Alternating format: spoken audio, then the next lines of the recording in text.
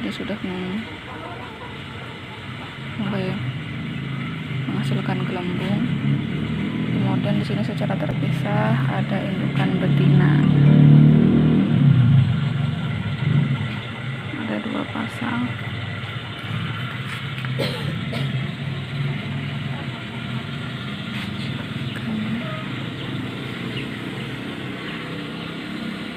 Ini yang jantan.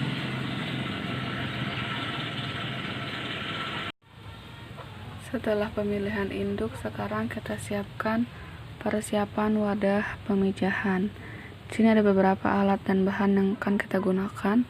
Yang pertama ada ember yang akan kita gunakan untuk media atau wadah pemijahan. Nanti akan diisi oleh air. Kemudian di sini ada daun ketapang untuk menetralkan pH air yang akan kita gunakan untuk media pemijahan. Kemudian ada tanaman air, di sini kita gunakan eceng gondok. Kemudian di sini ada toples atau wadah transparan yang kita gunakan untuk proses penjodohan indukan jantan dan betina. Ini sepasang indukan jantan dan betina yang akan kita pijahkan.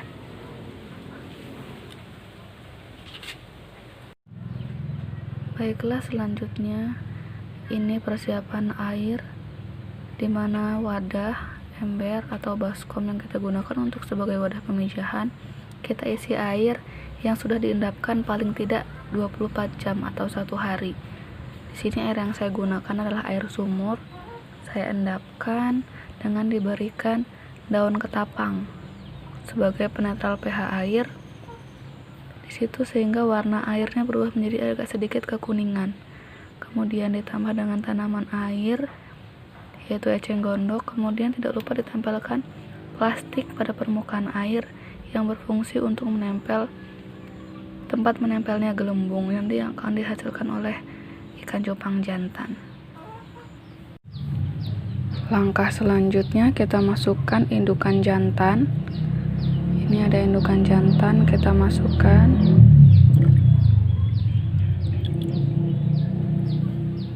Kemudian kita lakukan penjodohan dengan indukan betina. Caranya kita masukkan dalam 1 bak, namun indukan jantan diletakkan dalam wadah yang terpisah namun transparan. Ini indukan betina yang akan kita gunakan, sudah diletakkan dalam wadah yang transparan. Kemudian kita masukkan ke dalam bak pemijahan.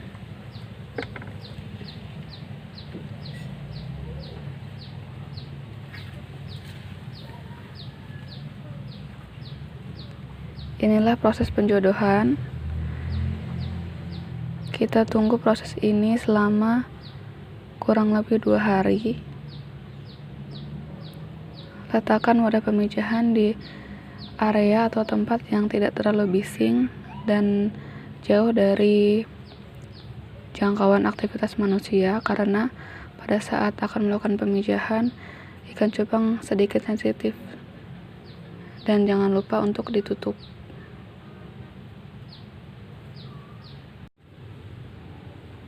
Setelah kita tunggu selama 2 hari, kita buka penutup.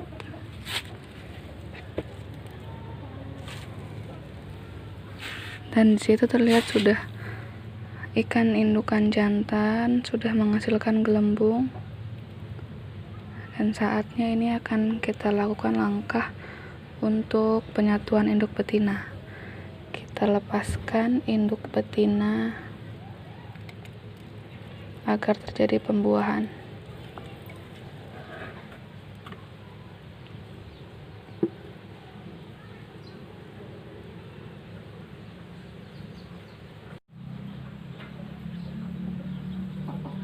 Setelah terlihat terjadi pembuahan, maka langkah selanjutnya adalah kita harus mengangkat indukan betina.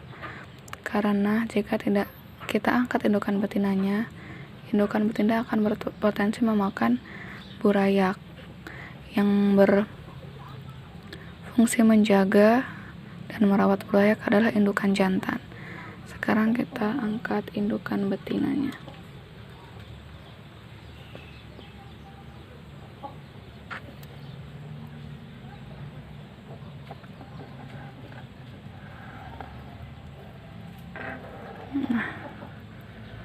ini kita angkat indukan betinanya, kita pisahkan.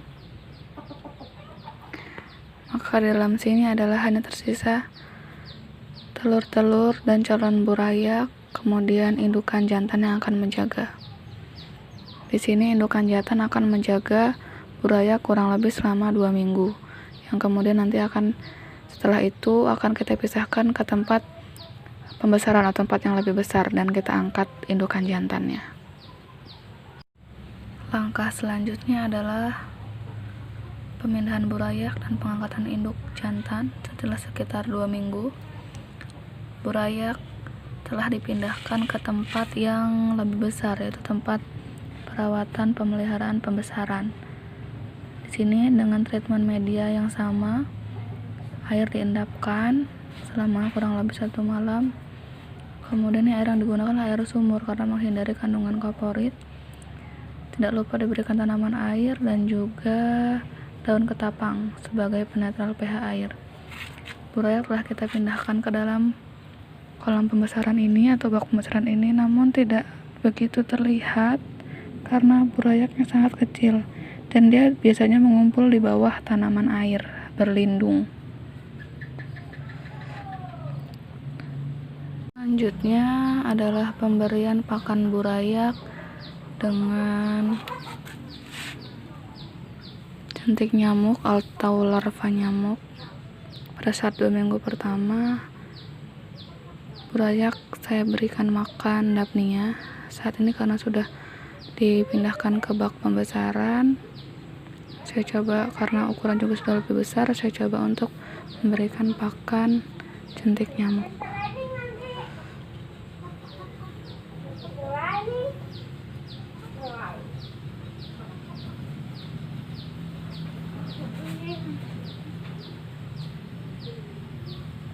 Begitu seterusnya.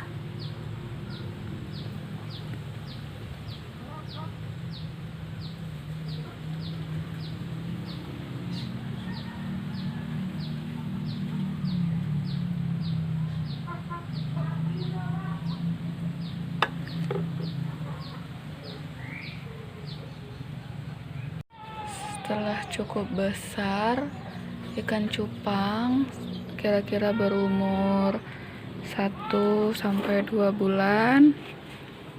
Kemudian kita pisahkan berdasarkan jenis kelamin.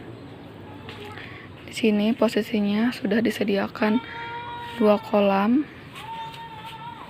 Posisinya ada di belakang rumah, lebih tepatnya di belakang kamar mandi. Jadi ada sepetak tanah kecil yang dijadikan sebagai kolam pembesaran.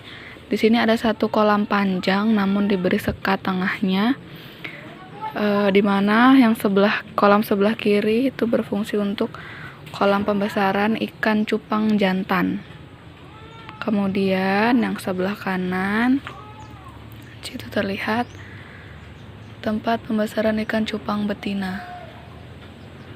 Jadi untuk teman-teman semua, Bapak Ibu, siswa-siswa perikanan, mari kita berinovasi untuk berwirausaha di bidang bisnis perikanan.